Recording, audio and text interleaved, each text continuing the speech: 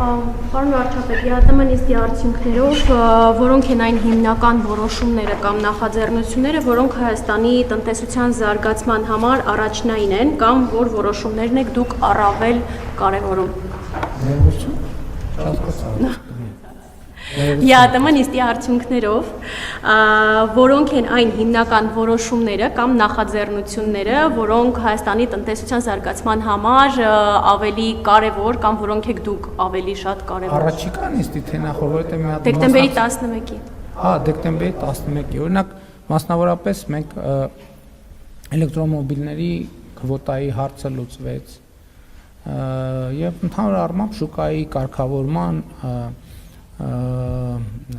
արգելքները վերացնելու մաքսային ընթացակարգերը առավել արդյունավետ դարձնելու հետ կապված օրակարգեր են քննարկել եւ շարունակական հարցեր են, որոնք հիմնական խնդիրը այնա, որ տնտեսական փոխգործակցությունը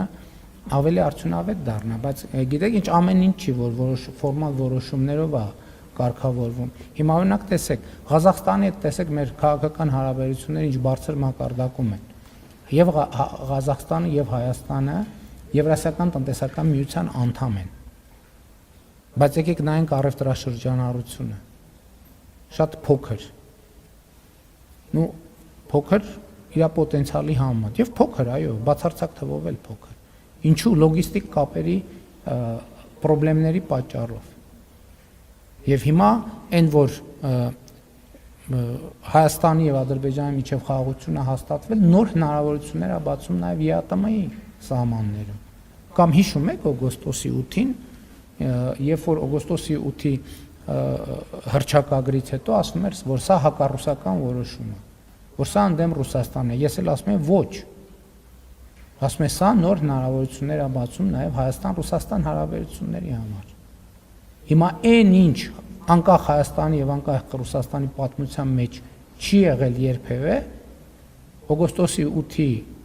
պայմանավորվածությունների արդյունքում տեղի է ունեցել։ Հայաստանը եւ Ռուսաստանը ունեն երկաթուղային կապ։ Եվ նաեւ այս որոշումները ԵԱՏՄ շրջանակում շատ ակտիվացնելու են։